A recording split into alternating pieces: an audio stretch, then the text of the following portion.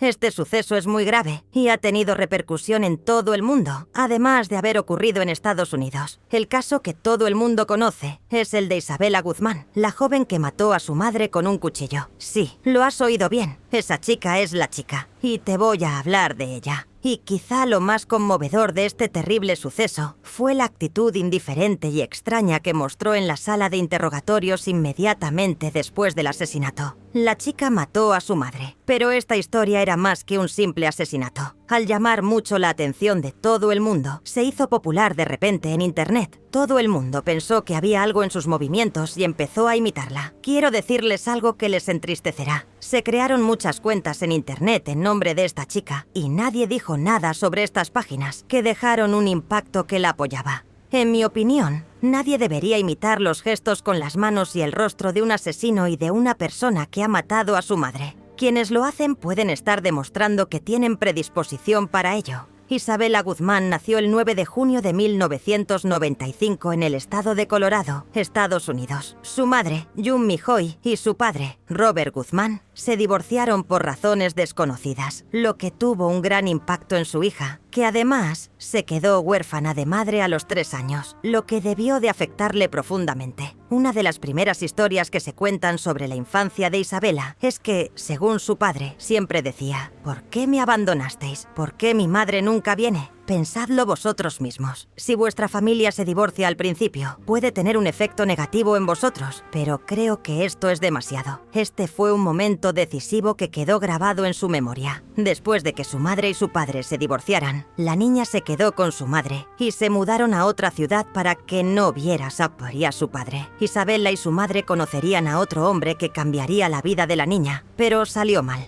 El hombre se llamaba Ryan Hoy. Sus familiares le dijeron que, como se había casado con él, su madre ya no los quería. Se dice que Isabella creía que su madre la había sacado de su vida cuando era pequeña por un hombre nuevo. Y debido a este suceso, se enfadó mucho con su madre, quiso hablar muy poco con ella, y así lo hizo. Y la hija, que tenía esperanzas en su padre, se vio obligada a regresar de allí. Y la razón era que su padre le había pedido matrimonio a otra mujer y se había casado con ella. En su mente, la idea de que mi madre y mi padre se habían separado y ya no me querían había empezado a cobrar fuerza. A pesar de que esta niña, cuya vida había cambiado por completo, conocía a gente nueva, la ira y el fuego que ardía en su interior no se habían apagado. Aunque los que la rodeaban apenas percibían esa ira, guardaban silencio, y el fuego que ardía en su interior seguía creciendo. Nadie sabía nada de su pasado, y tampoco había muchos documentos en el estado, pero según sus familiares, se decía que tenía trastornos personales y mentales. Desde pequeña odiaba a su familia, pero sobre todo, odiaba a su madre. Cuando cumplió 7 años, comenzó a manifestar su ira interior, pero su madre se dio cuenta tarde. La mujer, que estaba enfadada con su padre, se lo contó a él, y se llevó a su hija a vivir con él para que se recuperara, ya que se había casado con otra mujer. Quizás su madre pensó que así podría calmar su ira, ya que la niña no sentía ira hacia su padre, y pensaba que él podría arreglar la situación. Pero no fue así, ya que la situación empeoró. En los años siguientes, la comunicación entre Isabella y su madre disminuyó considerablemente. A pesar de hablar poco, las cosas empezaron a mejorar un poco, pero luego volvieron a empeorar. Su madre no pudo derretir el hielo entre ellas y aceptó esta situación como algo normal. Creo que ella inició el tema aquí. Quizás eso le dio tranquilidad. Además, entre la nueva esposa de Isabella y su padre, había mucha tensión y discutían mucho. Su padre, por su parte, notó en su hija las siguientes características. Gritaba mucho, estaba siempre rebelde y además se quejaba de que tenía una tendencia muy agresiva hacia nosotros. Por eso no iba al colegio. Los directores del colegio no la admitían y explicaban el motivo. Amenazaba y agredía a todo el mundo en clase, incluido el profesor. Al salir de la escuela, recibía constantes advertencias por su comportamiento rebelde, indisciplinado. ¿Qué se puede esperar de sus notas? Por supuesto, sus notas estaban muy por debajo de la media. Por alguna razón que desconocemos, conseguía pasar de curso y nadie le preguntaba nada porque temían que pudiera agredirles. Era como si el sistema educativo no se hubiera dado cuenta de la crisis que se avecinaba. Los malos hábitos de la niña se detectaron demasiado tarde. Y no fue su familia quien lo hizo, sino los directores y profesores de la escuela, porque esta niña ya no se podía controlar y necesitaba ayuda, por lo que se reunieron con su familia para que recibiera ayuda. Ya sabemos por qué es así. Y los profesores, pensando como nosotros, se lo han transmitido a su familia. Les dijeron que si no apoyaban a su hija, la situación empeoraría. Pero no les hicieron caso. La ira que sentía se acumuló. Se acumuló y se acumuló hasta convertirse en una montaña. Es decir, hay más ira. Para que estos incidentes no se agravaran más, su padre la envió a vivir con su madre. Además, al entrar en la adolescencia, esto provocó que el incidente se agravara aún más. Aumentaron sus monólogos y ofendía a su madre y a su nuevo padre con insultos graves. Su odio hacia Yunmi se intensificó y los conflictos entre ellos se volvieron cada vez más violentos. No sentía tanto odio hacia su nuevo padre, pero estaba muy resentida con su madre. Su madre tenía normas y normalmente los niños las cumplen, pero nuestro niño travieso no las cumplía y además había empezado a enfrentarse más a su madre. En su habitación quemaba incienso y nadie le preguntaba por qué lo hacía ni qué estaba haciendo. Pero detrás de todo eso había marihuana. La chica lo quemaba porque fumaba marihuana. Su madre, por su parte, odiaba tanto ese mal olor que, cuando llegaba al punto de vomitar, solía discutir con la chica. Una de las cosas que la chica odiaba era que la insultaran, y cuando su madre lo hacía, se enfadaba con ella.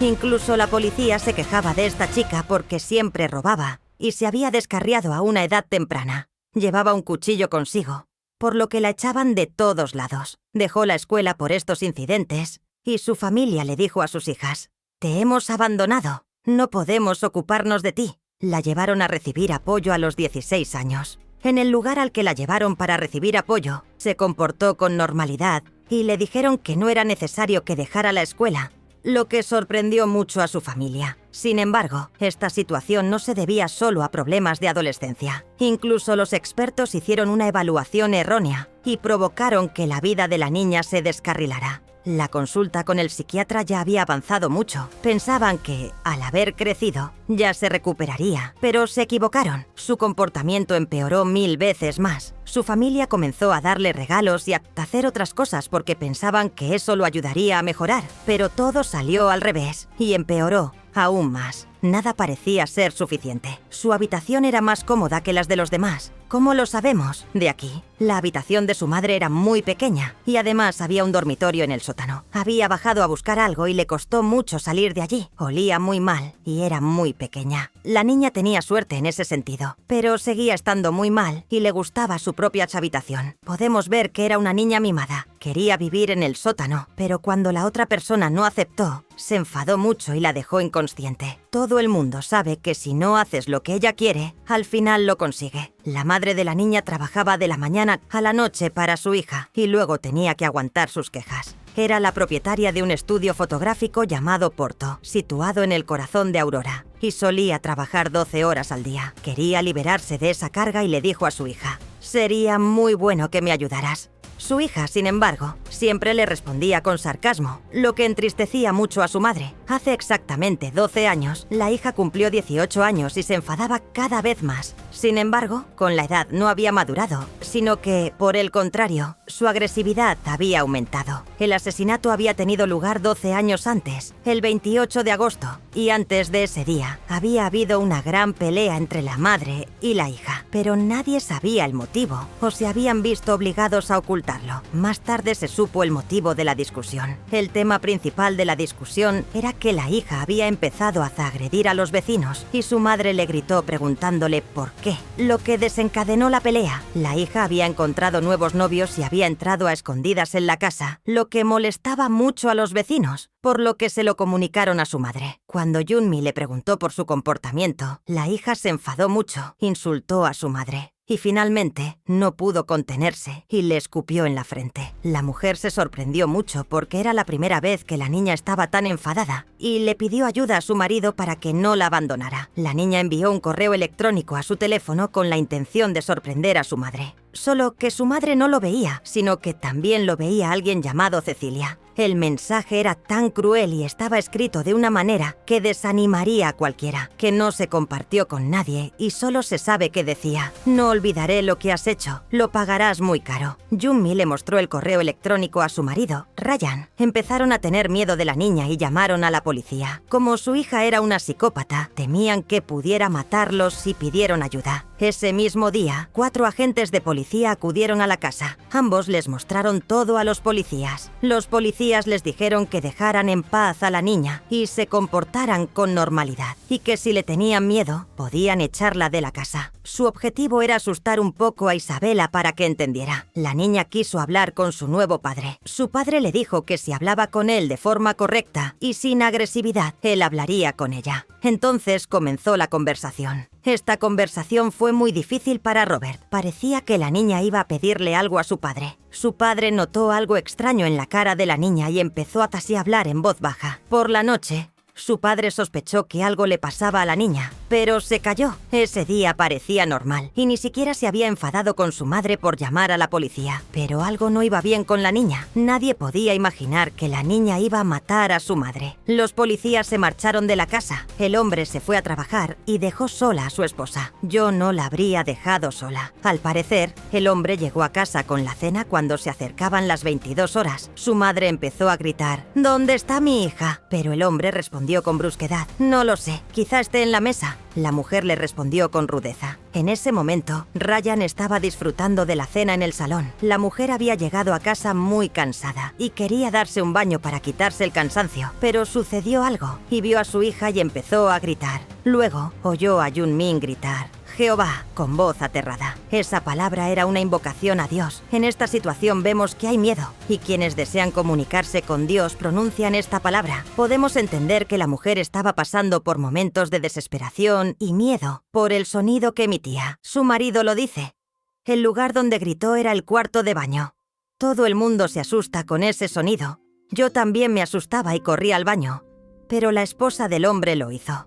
El agua salía por el cabezal de la ducha y la luz se filtraba por la puerta. Justo cuando iba Tiet a abrir la puerta, su hija la cerró y la bloqueó. El hombre le gritó a su hija: ¿vas a abrir esta puerta o la abriré yo? Pero no pudo abrirla. Preocupado por no poder abrirla, llamó a la policía. El marido de la mujer les dijo: mi hija ha encerrado a mi mujer en la habitación y se oyen gritos. Vengan rápido. Dijo que le había salido sangre en la puerta y que podía haber pasado algo. La mujer volvió a gritarle a su marido la misma frase. El hombre hizo lo que le dijeron los policías. La niña escapó de allí. El marido entró en la habitación y vio a su mujer cubierta de sangre, con los ojos en muy mal estado. Ya estaba claro que su mujer había muerto. Mientras seguía hablando por teléfono con los policías, dijo que su mujer había muerto y que su hija había escapado. 20 minutos después, los policías llegaron al lugar de los hechos. Encontraron al marido de la mujer llorando en la puerta y le dijo a los policías: «Ayúdenme. El cuerpo sin vida de mi esposa está arriba». Los agentes de policía subieron al último piso de la casa y encontraron el cuerpo sin vida de Jun Mi-hoi boca abajo en el baño.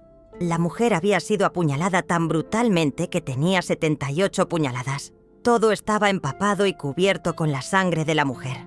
Cuando interrogaron al hombre, este dijo que no se había apresurado porque pensaba que su hija había golpeado a su esposa y que ojalá se hubiera apresurado. El hombre dijo a la policía que su hija siempre se comportaba así, pero que nunca la había visto comportarse así por la mañana. Ryan también dijo a la policía que Isabela llevaba un sujetador deportivo rosa y unos pantalones cortos turquesa cuando se escapó de casa. Además, un testigo informó a la policía que la noche del incidente había visto a una mujer alta y de piel blanca con un bate de béisbol en la mano, golpeando la ventana de un coche. Con estas declaraciones, todo quedó claro. La chica se había vuelto loca esa noche. La chica era inocente. Había entrado en un baño cerca del lugar del incidente, pero yo no me habría escondido allí porque me habrían encontrado. La niña estaba cubierta de sangre y estaba ocupada limpiándola. A otras personas les había dicho: «Mi padre me atacó y otra persona me violó. No llaméis a la policía. Mi padre podría matarme». En ese momento nadie sabía exactamente qué había hecho Isabela. Después de la policía, llegaron las enfermeras. que tuvieron que decir que la mujer había muerto. Todo el mundo buscaba a esta chica. El verdadero padre de esta chica se enteró muy tarde de lo sucedido, pero llamó a su hija y le dijo que se entregara, intentando convencerla de que se entregaran a la policía.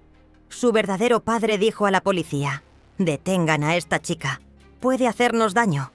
Antes me amenazaba, y al hombre no se le pasó por la cabeza que la chica no haría daño a nadie. La policía comenzó a buscar a la chica, pero ella seguía escondida y no la encontraron. La policía intentó obtener información de sus allegados para encontrarla más fácilmente. Una de las casas cercanas tenía en su jardín a alguien vestido de blanco que llevaba algo. La policía supo que se trataba de las pertenencias de la chica. Todos los amigos de la chica comenzaron a prestar declaración. Katie se había acostumbrado a pasar tiempo con Isabela y su antigua pareja, Elia, y las amigas de la chica afirmaron que ésta consumía drogas y marihuana. Había un detalle que llamó la atención de Katie. Últimamente, Isabela había comenzado a mostrar un profundo interés por temas espirituales y metafísicos. Antes de matar a su madre, la chica envió un mensaje muy extraño a su amiga íntima. Este mensaje también era diferente. La chica estaba llena de rencor y decía: «Sé lo que has hecho y se lo contaré a todo el mundo». Katie no había hecho nada y le preguntó a la chica qué había hecho, pero la chica no respondió. 2 días después, el hombre recibió un nuevo mensaje, también muy extraño. Un mensaje que decía: «Tu delito está empezando a salir a la luz». Era muy extraño. De aquí podemos deducir que la chica estaba confundida. El joven no entendía por qué la chica le escribía esos mensajes y le preguntó por qué escribía esas cosas, pero no obtuvo la respuesta que esperaba. A la policía le dijo que no esperaba algo así de esa chica. Siempre insultaba a la gente y decía que los insultaba, pero nadie podía imaginar que fuera capaz de matar a alguien. Todo el mundo, incluida la policía, se dio cuenta de la situación. El ataque de nervios de Isabela, su ira incontrolable, su comportamiento agresivo y su actitud hostil hacia su madre fueron los principales motivos que la llevaron a cometer el asesinato. Mientras la policía investigaba, encontró a alguien, Diario. No se veía mucho con este hombre, pero cuando se veían, él admitía que consumía algo. Decía que consumía drogas muy fuertes y que intentaba obligarla con sus a consumirlas también, pero que ella había huido de allí. Esta chica era muy agresiva e insultaba a todo el mundo, y la razón era esa droga dura. El hombre había enterrado sus efectos negativos. Le contó a la policía que había atacado a una mujer con un cuchillo. Su padrastro, Ryan, declaró a la policía que Isabela llevaba mucho tiempo saliendo con un chico llamado Elia y que había acusaciones de que ella obtenía las drogas que consumía en casa de él. Por otro lado, Elia declaró lo siguiente en el interrogatorio policial: «La chica se inventa cosas y dicen que está loca. Acusó a su amigo de un delito y él se marchó porque no podía soportarlo». Isabela, por su parte, no aceptaba que él se fuera y le amenazaba con matarlo. Y después de su muerte, le dijo a su mejor amiga que había intentado matarlo con un palo. Su novio se estaba envenenando, probablemente por culpa de su exnovia, y había presentado una denuncia. Incluso en la nevera de casa había olor a veneno, y no comimos nada, dijo. Le dijo a la policía que el cuenco del perro solía estar fuera y que allí había algo muy malo. La chica no podía soportar a su novio y llegó incluso a intentar matar al perro. Nadie pensaba que llegaría tan lejos. Ni siquiera sus familiares conocían a esta chica tan bien. Pero todo empezó a salir a la luz. El consumo de drogas y la mala ruptura con su novio la habían enfurecido aún más y la habían convertido en una bomba de relojería. Parecía que iba a explotar en cualquier momento, y explotó. Pero el final fue trágico, porque mató a su propia madre, y no hay nada peor que matar a tu madre. Para la policía la situación estaba clara. Se anunció que la chica era el punto de partida de la historia y que se había movilizado a la policía para encontrarla. La chica se había escondido muy bien. Nadie podía encontrarla, pero es probable que alguien la viera y avisara a la policía por la mañana. No había ninguna chica, pero él, como un idiota, había dejado caer el cuchillo en algún lugar y alguien lo había visto y se lo había comunicado a la policía. La persona que lo encontró, al ver que estaba manchado de sangre, llamó inmediatamente a la policía y les dijo que estaba muy asustada. Las fuerzas policiales llegaron al lugar y establecieron un cordón de seguridad en la zona. Se convirtió en una zona similar a una zona de cuarentena. Mientras los policías registraban la zona como si buscaran ratones, la chica, como era una idiota, había tirado la ropa a un contenedor de basura y todos estaban ensangrentados, por lo que los policías confirmaron que estaría allí. Ya no tenía ningún lugar donde esconderse, porque sabía que en cuanto asomara la cabeza, la atraparían. O quizá los puso allí a propósito para que la atraparan, no lo sabemos. Se confirmó que la chica estaba allí y luego se les hizo oler la ropa a los perros rastreadores para encontrarla. Teniendo en cuenta la brutalidad del delito y el posible estado mental de la sospechosa, se dijo que había que tener cuidado, porque la chica podía estar loca o llevar un arma con la que pudiera hacer daño a alguien. Por eso, los equipos actuaron con mucha precaución. Se afirma que fue encontrada en la calle trasera de un supermercado en un plazo de casi 20 horas. Llevaba la ropa rasgada y una sonrisa cruel en el rostro. Todos miraban a la niña con asombro. La detuvieron sin dificultad, ya que no llevaba ningún arma, y la llevaron a la comisaría. La chica respondió lo mismo a todas las preguntas y todos la miraban atónitos. La chica también parecía tonta. Siempre quería escapar, dijo. Para salvarse, se inventó un nombre diferente. Dijo que se llamaba Samantha, que era 3 años más joven, y dio una dirección falsa, diciendo a la policía que vivía allí. Y así entorpeció el trabajo de la policía. Todo era mentira, pero los policías estaban a punto de creerla. Como creía que no era la asesina, pidió que le hicieran una prueba para ver si había algo entre ella y el cuchillo, y todos sabían que era ella. O la chica estaba fingiendo ser tonta y creía que había engañado a los policías, o realmente se había vuelto loca, y por eso decía eso. La chica seguía intentando convencerlos de que no era ella,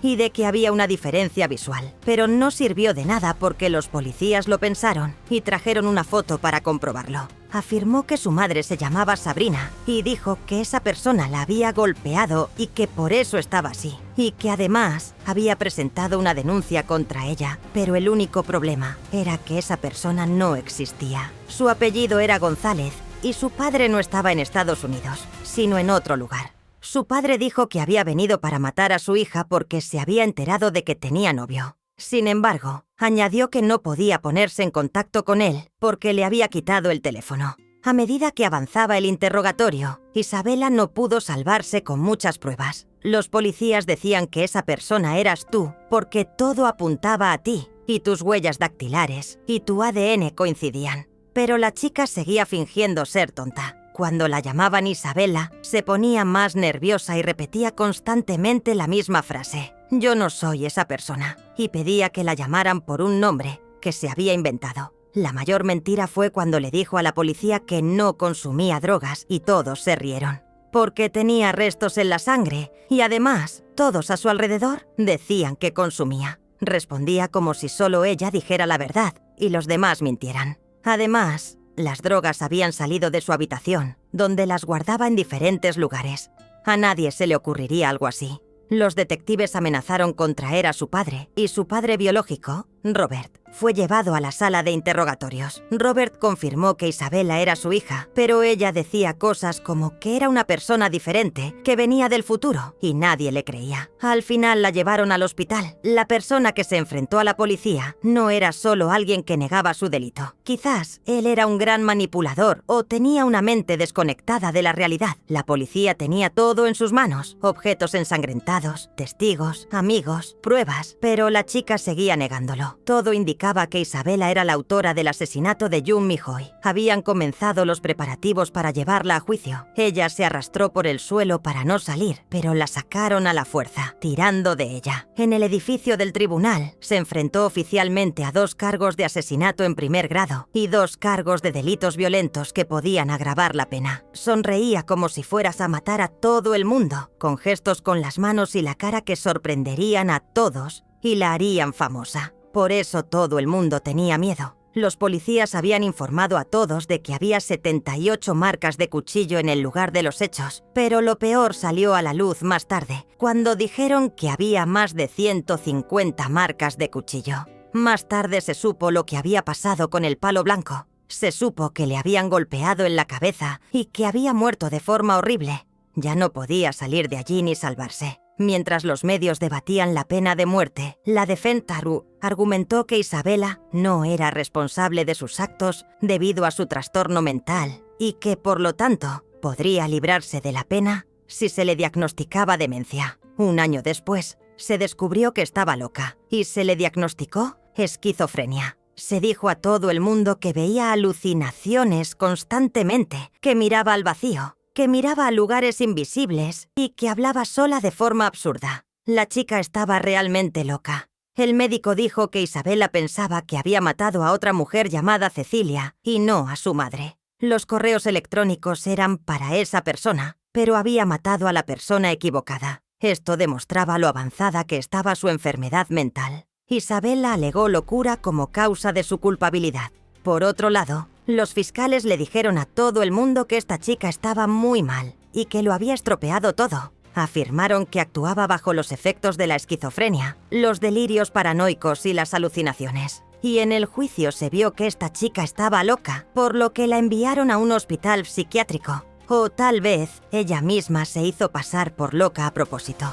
Allí permanecería mientras siguiera representando una amenaza tanto para sí misma como para la sociedad. Ese periodo podía durar unos días o toda su vida. Su padre decía que era una chica normal, pero nadie le creía. La tía de Isabela, Melanie Guzmán, afirmaba que esa chica nunca hacía ni podía hacer cosas violentas, ni siquiera con sus allegados.